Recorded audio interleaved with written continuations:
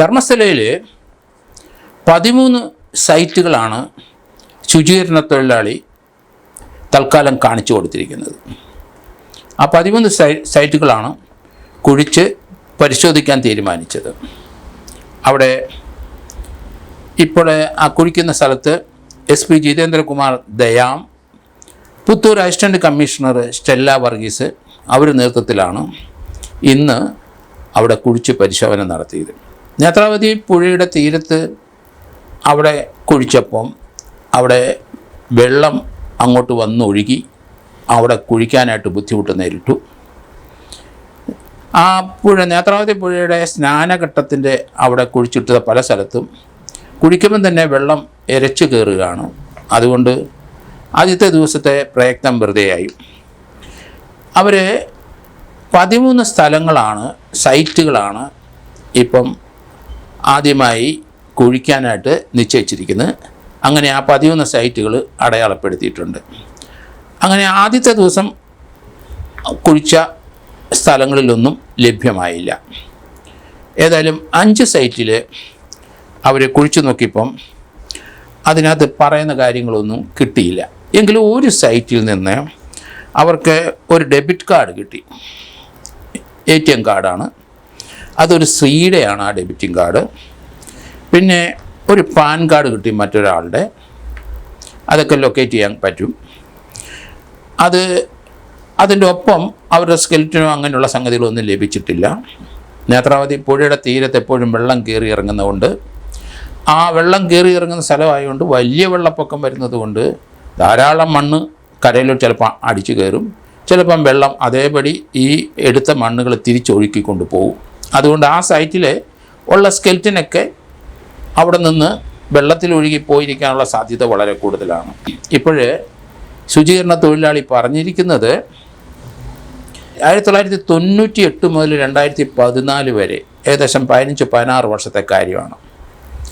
അപ്പം 2014 ശേഷം 11 വർഷം കടന്നുപോയി. അപ്പം ഇപ്പം കിട്ടുന്ന മൃതദേഹം ഈ 11 വർഷം മുമ്പുള്ളതാണ്. 10 വർഷം 11 വർഷം ഈ കൊടുങ്കാട്ടിൽ ആ വലിയ വളക്കൂറുള്ള മണ്ണിൽ മൃതദേഹം നിക്ഷേപിച്ചാൽ അതിൻ്റെ ഭാഗങ്ങളെല്ലാം അഴുകിപ്പോവും. അസ്ഥികളും ചിലപ്പം അവിടുത്തെ കെമിക്കൽ റിയാക്ഷൻ കൊണ്ട് അതും പൊട്ടിപ്പൊളിഞ്ഞ് അതും പോകാനുള്ള സാധ്യത വളരെ കൂടുതലാണ്. ഏതായാലും കിട്ടുന്ന മൃതദേഹം അസ്ഥികൂടം 11 വർഷം മുമ്പ് ഉള്ളത് തന്നെ.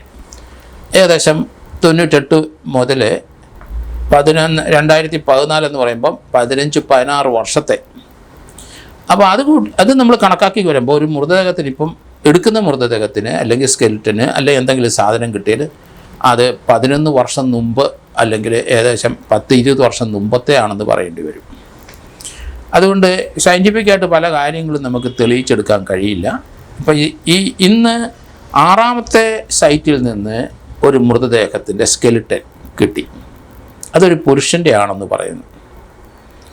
ആ സ്കെലിറ്റൻ്റെ അടുത്ത് ആ സ്കെലിറ്റനുമായിട്ട് ആ പുരുഷൻ്റേതായിട്ട് അല്ലാത്ത ചില അസ്ഥിക്കഷ്ണം കൂടെ കിട്ടിയിട്ടുണ്ട്. അവിടെ കുഴിച്ചത് 2 അടി മാത്രമേ കുഴിച്ചുള്ളൂ. അപ്പോൾ തന്നെ സ്കെലിറ്റൻ കിട്ടിയിരിക്കുന്നു. അത് ശുചീകരണ തൊഴിലാളി പറഞ്ഞത് അവിടെ മാസമായിട്ട് ഒന്നിൽ കൂടുതൽ മൃതദേഹങ്ങൾ ഇട്ട സ്ഥലമാണ്. അപ്പോൾ ഈ പുരുഷൻ്റേതെന്ന് തിരിച്ചറിഞ്ഞ ഒരു സ്കെലിറ്റൻ അത് മനുഷ്യൻ്റെ സ്കെലിറ്റനാണ് എന്ന് ഫോറൻസിക്കാർ അപ്പോൾ തന്നെ അവിടെ വെളിപ്പെടുത്തുകയുണ്ടായി. അതിൻ്റെ അടുത്ത് കണ്ട ചില അസ്ഥികൾ ഇതുമായിട്ട് ചേർന്നതല്ല, അത് മറ്റു ചിലരെ ആകാം. അതുകൊണ്ട് ഒരു ഡിഡക്ഷൻ, ഒരു കൺക്ലൂഷൻ അവരുണ്ടാക്കിയത് അത് ഒന്നിൽ കൂടുതൽ മൃതദേഹം ആ കുഴിയിൽ നിക്ഷേപിച്ചിട്ടുണ്ടാവണം എന്ന് കരുതുന്നു. ഈ 5ാമത്തെ സൈറ്റിൽ നിന്നും ഒന്നും കിട്ടിയില്ല. അത് 1 മുതൽ 4 വരെ അവിടെ വെള്ളം കയറുന്നത് കൊണ്ടാണ് എന്ന് പറയുന്നുണ്ട്. എങ്കിലും ഇപ്പം കിട്ടിയ സൈറ്റിൽ ആ ശുചീകരണ തൊഴിലാളി പറഞ്ഞ അദ്ദേഹത്തിൻ്റെ മൊഴിക്ക് തീർച്ചയായിട്ടും വിലയുണ്ട്. അത് സത്യസന്ധമായി പറഞ്ഞതാണ് എന്ന് നമുക്ക് കരുതേണ്ടി വരും. 13 സൈറ്റുകളാണ് മാർക്ക് ചെയ്തിരിക്കുന്നത്. ഇനിയും ധാരാളം സൈറ്റുകൾ മാർക്ക് ചെയ്യണം. കാരണം 485 മൃതദേഹം തന്നെ അദ്ദേഹം തന്നെ കുഴിച്ചിട്ട കണക്കുണ്ട്. അപ്പോൾ അത്രയും സൈറ്റുകൾ നോക്കേണ്ടി വരും. അത് അദ്ദേഹത്തിന് തന്നെ ചിലപ്പോൾ നിശ്ചയം ഉണ്ടാവില്ല. അദ്ദേഹം പറയുന്ന ഏരിയകളിൽ മൊത്തം കുഴിച്ചു നോക്കിയെങ്കിൽ അതൊക്കെ കണ്ടെത്താൻ കഴിയുള്ളൂ. പക്ഷേ ഇതിനകത്തുള്ള ഒരു ബുദ്ധിമുട്ട്, ഈ കണ്ടെത്തുന്ന മൃതദേഹങ്ങൾ ആരുടെയാണെന്ന് നമുക്കറിയാൻ പറ്റില്ല. അതിന് സാധ്യത വളരെ മങ്ങിയാണ് കിടക്കുന്നത്. കാരണം അത് വളരെ ബ്ലീക്കാണ്. അതിന് കാരണം ഇത്രയും പഴക്കമുള്ള മൃതദേഹം ഏകദേശം 27 വർഷം, 98 മുതൽ 2025 വരെ നമ്മൾ നോക്കിയാൽ 27 വർഷം ഉള്ള പഴക്കമുള്ള മൃതദേഹങ്ങൾ അതിനകത്ത് വലുതായിട്ടൊന്നും കാണാനുള്ള സാധ്യത വളരെ കുറവാണ്. പക്ഷേ ഇപ്പോഴത്തെ അന്വേഷണ രീതിയോട് ഞാൻ വിയോജിച്ചാണ് നിൽക്കുന്നത്. ഇപ്പോഴത്തെ അന്വേഷണ രീതിയിൽ അവർ ഏകദേശം വെള്ളി, ശനി, ഞായർ 3 ദിവസം ഈ ശുചീകരണ തൊഴിലാളിയുടെ മൊഴി ദീർഘമായി ചോദിച്ച് രേഖപ്പെടുത്തി. അത് ഏകദേശം 17 മണിക്കൂർ കൊണ്ടാണ് രേഖപ്പെടുത്തിയിരിക്കുന്നത്. അത് എത്രത്തോളം മൃതദേഹങ്ങൾ കുഴിച്ചിട്ട കാര്യമാണ് അതിൽ പറഞ്ഞിരിക്കുന്നതെന്ന് നമുക്കറിയില്ല. എങ്കിൽ 485 മൃതദേഹങ്ങൾ അദ്ദേഹം തന്നെ കൈകാര്യം ചെയ്തിട്ടുണ്ട്, കുഴിച്ചിട്ടിട്ടുണ്ടെന്ന് പറഞ്ഞാൽ ഒരു 100-200 സൈറ്റിലെങ്കിലും ആ മൃതദേഹങ്ങൾ കണ്ടെത്തേണ്ടി വരും. അങ്ങനെ മൃതദേഹങ്ങൾ കണ്ടെത്തിക്കൊണ്ട് വലിയ പ്രയോജനമൊന്നും ഉണ്ടാവുമെന്ന് എനിക്ക് തോന്നുന്നില്ല. ഈ അടുത്ത കാലത്ത് അല്ലെങ്കിൽ ഇദ്ദേഹം കാണിച്ചു തരുന്ന സ്ഥലങ്ങളിൽ ആ കാലഘട്ടത്തിൽ ഏത് പെൺകുട്ടിയാണ് മിസ്സിങ്, അല്ലെങ്കിൽ ആ കാലഘട്ടത്തിൽ 1998 മുതൽ 2014 വരെ ഏത് കുട്ടിയെ, ഏത് സ്ത്രീയെ അല്ലെങ്കിൽ ഏത് പുരുഷനെയാണ് മിസ്സിങ്, അവരാരെങ്കിലും ഇപ്പോൾ ഉണ്ടെങ്കിൽ അവർ പോലീസുമായിട്ട് ബന്ധപ്പെടണം, അവരുടെ പേരും അഡ്രസ്സും കൊടുക്കണം, എങ്ങനെ അവിടെ വന്നു, അവരുടെ ബന്ധുക്കൾ ഇനി ആരൊക്കെ ഉണ്ട്, അവരുടെ മൃതദേഹത്തെ അവരുടെ എന്താണ് അവർക്ക് കിട്ടിയ അറിവ്, അതാരെങ്കിലും കൊന്നുകളഞ്ഞതാണോ, അങ്ങനെയുള്ള കാര്യങ്ങളൊക്കെ ചോദിച്ച് മനസ്സിലാക്കി അതിന് പ്രത്യേകമായ രീതിയിലുള്ള സ്റ്റേറ്റ്മെൻ്റ് എടുത്തിട്ട് ആ ആളിൻ്റെ ബന്ധുക്കളുടെ DNA എടുത്ത് വെക്കണം. അതിനുശേഷം ഈ കണ്ടെത്തുന്നത് ആ സ്കെൽറ്റനെ എത്ര വ്യത്യസ്തമായ രീതിയിൽ ലഭിച്ചാലും അതിൻ്റെയൊക്കെ DNA എടുത്ത് വെച്ച് ഈ പരാതി തരുന്ന അല്ലെങ്കിൽ മിസ്സിങ് ആയ ആൾക്കാരുടെ ബന്ധുക്കളെ എല്ലാവരുടെയും സാമ്പിൾ DNA എടുത്ത് വെച്ചിട്ട് കമ്പയർ ചെയ്യുമ്പം ഏതെങ്കിലും മൃതദേഹം ഇന്നയാളുടെ അല്ലെ ഇന്ന പരാതിക്കാരൻ്റെ ആണെന്ന് കണ്ടെത്താൻ സാധിക്കും. അത് സാധിച്ചാൽ തന്നെയും അത് എങ്ങനെ ആ സംഭവം അയാൾ മരണപ്പെട്ടു എന്ന് കണ്ടെത്താനും ബുദ്ധിമുട്ട് വരുമെന്ന് എനിക്ക് തോന്നുന്നു. കാരണം മരണകാരണം ഈ സ്കെൽറ്റൻ ബോഡിയിൽ നിന്ന് കണ്ടെത്താൻ ബുദ്ധിമുട്ടാണ്. അതേസമയത്ത് ആ പോയിസന കൊടുത്തു വന്നതാണെങ്കിൽ അതും കണ്ടെത്താൻ ബുദ്ധിമുട്ട്, എല്ലാം അഴുകി ചീഞ്ഞ് പോയിട്ടുണ്ടാവും. അതുകൊണ്ട് സ്കെൽറ്റൻ എത്ര പേരുടെ എങ്കിലും നമുക്ക് എടുക്കാൻ പറ്റും, അത് ട്രാക്ക് ചെയ്യാൻ കഴിയില്ല എന്നാണ് എനിക്ക് തോന്നുന്നത്. അതേസമയത്ത് ആ ചില കുട്ടികളെയും സ്ത്രീകളെയും കാണാതെ പോയി അവരുടെ ബന്ധുക്കൾ ഇപ്പം ഫീൽഡിലുണ്ട്. അവരുടെ അന്ന് കേസ് എടുത്തിട്ടില്ലെങ്കിൽ ഇപ്പോഴാ കേസുകൾ എടുക്കണം. എടുത്തിട്ട് ആ മൊഴി അങ്ങനെ ഒരു FIR എടുത്തു കഴിഞ്ഞാൽ അതിൽ കാണാതെ പോയ അല്ലെങ്കിൽ കൊന്ന ആൾക്കാരുടെ വിവരങ്ങൾ ഈ ശുചീകരണ തൊഴിലാളിയെ ചോദിച്ച് അയാൾക്ക് ഓർമ്മയുള്ള കാര്യങ്ങളാണെങ്കിൽ, അയാളുടെ ഫീൽഡിലാണെങ്കിൽ അയാൾ തീർച്ചയായിട്ടും അത് സംശയിക്കുന്ന ഭാഗം ഏത് ഭാഗത്താണ് കുഴിച്ചിട്ടതെന്ന് ചോദിച്ചാൽ പറഞ്ഞു തരും.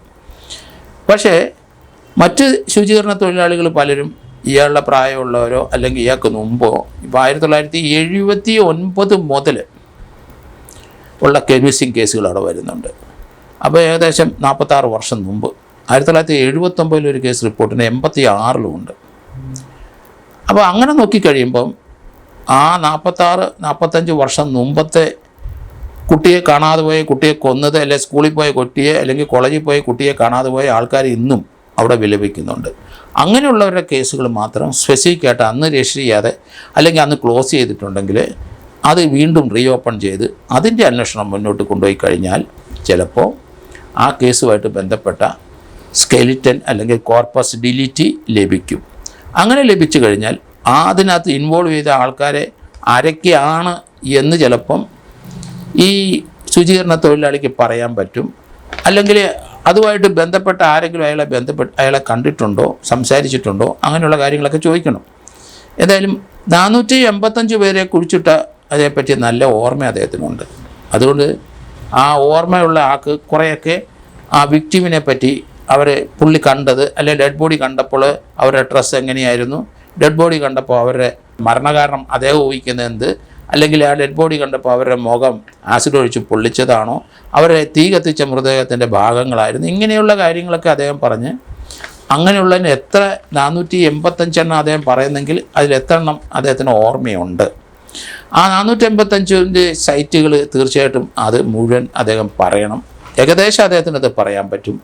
13 മാത്രമേ ഇപ്പോൾ ഐഡൻറ്റിഫൈ ചെയ്ത് സൈറ്റുകൾ ഓർമ്മ വെച്ച് അവർ ചെയ്യുന്നുള്ളൂ. എത്രയോ സൈറ്റുകൾ ഇനി ഇതുപോലെ മുന്നോട്ട് പോകേണ്ടി വരും. എന്തായാലും ഈ കേസിൻ്റെ ഇപ്പോഴത്തെ ഈ സ്കെൽട്ടൻ കണ്ടെത്തിയതിനകത്ത് തീർച്ചയായിട്ടും അവിടുത്തെ SP ജിതേന്ദ്രകുമാർ ദയാം എന്ന് പറഞ്ഞ ആളും അവിടുത്തെ അസിസ്റ്റൻറ്റ് കമ്മീഷണർ സ്റ്റെല്ല വർഗീസും കൂടെയാണ് ആ മൃതദേഹത്തിൻ്റെ കാര്യങ്ങൾ നോക്കുന്നത്. ഏതായാലും അവിടെ ഫോറസ്റ്റുകാരും ഡോസ്കോഡുകാരും റവന്യൂക്കാരും ഒക്കെ അവിടെ ഉണ്ട്. ഇത് കുഴിച്ചെടുക്കാൻ വേണ്ടിയിട്ടുള്ള ജോലിക്കാരും ധാരാളം പേരും അവിടെയുണ്ട്. ഏതായാലും ആ ശുചീകരണ തൊഴിലാളിയുടെ മൊഴിക്ക് വാസ്തവമുണ്ട്, അടിസ്ഥാനമുണ്ട്, പറഞ്ഞത് സത്യമാണ് എന്ന് ബോധ്യപ്പെടുത്താൻ വേണ്ടിയിട്ടെങ്കിലും ഇപ്പം ഒരു സ്കെൽട്ടൻ കിട്ടിയത് നല്ല കാര്യമാണ്.